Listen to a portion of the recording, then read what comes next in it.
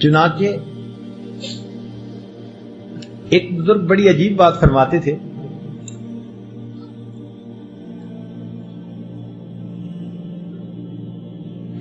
فرماتے تھے یا عجبا من الناس یبکون علی من مات جسدہ، تعجب ہے انسانوں پر، تعجب ہے انسانوں پر کہ کسی کا جسم مر جائے تو یہ اس کے اوپر روتے ہیں، ولا یبکون علی من مات قلبہ وہو اشد، اور اگر کسی کا دل مر جائے تو اس پر ان کو رونا نہیں آتا، حالانکہ دل کی موت جسم کی موت سے زیادہ اشد ہوا کرتی ہے۔ حسن بصری رحمۃ اللہ علیہ کے پاس ایک آدمی آیا، حضرت آپ واعظ فرماتے ہیں، درس قرآن دیتے ہیں، ہم پہ کوئی اثر نہیں ہوتا، لگتا ہے ہمارے دل سو گئے، لگتا ہے کہ ہمارے دل سو گئے۔ حسن بصری رحمۃ اللہ نے فرمایا کہ یہ نہ کہو ہمارے دل سو گئے، بلکہ یہ کہو کہ ہمارے دل مو گئے، مر گئے۔ وہ بڑا حیران ہوا، کہنے لگا حضرت دل مر کیسے گئے؟ فرمایا اے دوست، اگر کوئی شخص سویا ہوا ہو، اسے جھنجھوڑا جائے، وہ جاگ اٹھتا ہے، جو جھنجھوڑنے سے نہ جاگے سویا ہوا نہیں مویا ہوا ہوتا ہے۔ کسی بندے کے سامنے اللہ کا قرآن پڑھ کے سنایا جائے اور اس بندے کا دل اثر قبول نہ کرے، یہ اس دل کے موت کی پکی علامت ہوتی ہے۔ یہ سویا ہوا نہیں، یہ مویا ہوا دل ہے۔ اسی کو کہنے والے نے کہا دل مردہ دل نہیں ہے، اسے زندہ کر دوبارہ، کہ یہی ہے امتوں کے مرد کہن کا چارہ۔ ایک وقت تھا دلوں میں، سینوں میں دل زندہ ہوتے تھے، تیری نگاہ سے دل سینوں میں کانپتے تھے، تیری نگاہ سے دل سینوں میں کانپتے تھے، کھویا گیا ہے تیرا جذبے کلندران۔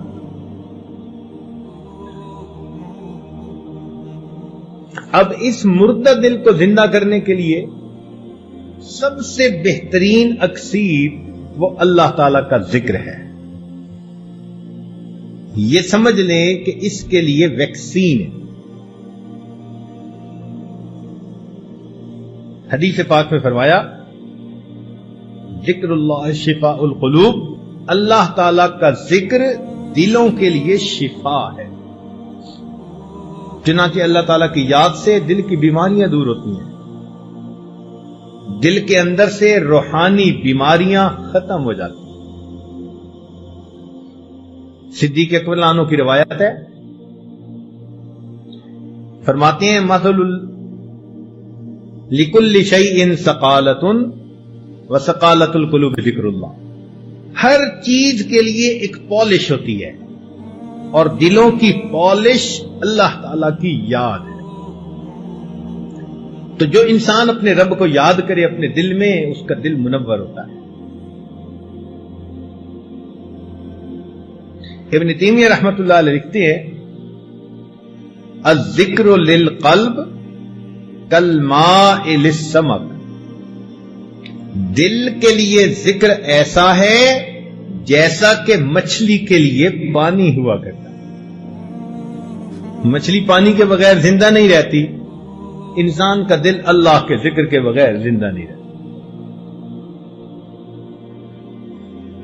فَكَيْفَ يَكُونُ حَالُ السَّمْكِ إِذَا أُخْرِجَ مِنَ الْمَاءِ، اگر مچھلی کو پانی سے نکال دیا جائے تو اس کا کیا حال ہوتا ہے؟ مچھلی کا تڑپنا ضرب المثل بن گیا۔ لوگ کہتے ہیں جی ماہیے بے آب کی طرح تڑپنے لگ گیا۔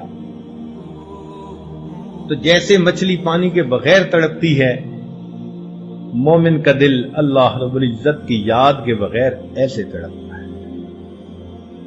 چنانچہ ابن قیم رحمۃ اللہ علیہ نے الوابل الصیب میں ذکر کے 90 فائدے گنوائے ہیں۔ فرماتے ہیں کہ ذکر قوت القلوب ہے، دل کی غذا ہے۔ انہ یطرد الشیطان، ذکر سے شیطان انسان سے دفع دور ہو جاتا ہے۔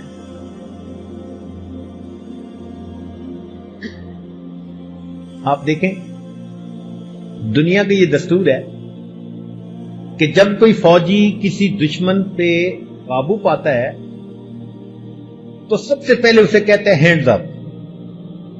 کیوں کہتا ہے؟ تاکہ اگر اس کے ہاتھ میں کوئی نقصان دہ چیز ہے تو وہ اس کے ہاتھ سے نکل جائے، ختم ہو جائے، خالی ہاتھ اوپر آ جائے۔ اس کو نقصان دہ چیز سے خالی کر دیتا ہے۔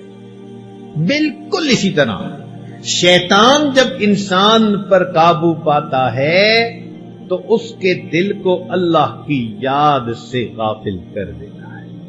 سنیے قرآن عظیم الشان، اللہ تعالیٰ فرماتے استحوذ علیہم الشیطان فانساہم ذکر اللہ، شیطان ان پر غالب آ گیا، شیطان نے ان کو اللہ کی یاد سے غافل کیا۔ اس لیے کہ یہ ہمارے پاس ایک مہلک ہتھیار ہے شیطان کے مقابلے میں،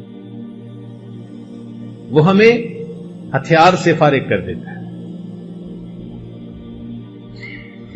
اور اگر انسان ذکر کرے تو اللہ تعالیٰ ارشاد فرماتے ہیں ان الذین اتقوا، بے شک جو میرے متقی لوگ ہیں، اذا مسہم طائف من الشیطان تذکروا، جب شیطان کی ایک جماعت ان پر حملہ آور ہوتی ہے وہ ذکر کرتے ہیں فاذا ھم مبصرون، اللہ ان کو بصیرت عطا فرماتے ہیں، شیطان سے بچ جاتے ہیں۔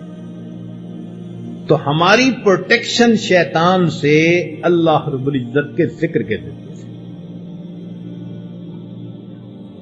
وَيَرْضَ الرحمن، اور ذکر سے رحمان خوش ہوتے ہیں۔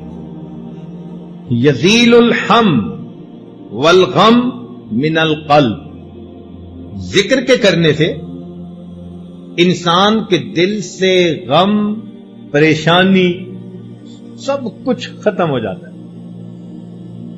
اسی کو کسی نے یوں کہا، نہ دنیا سے، نہ دولت سے، نہ گھر آباد کرنے سے تسلی دل کو ہوتی ہے خدا کو یاد کرنے سے۔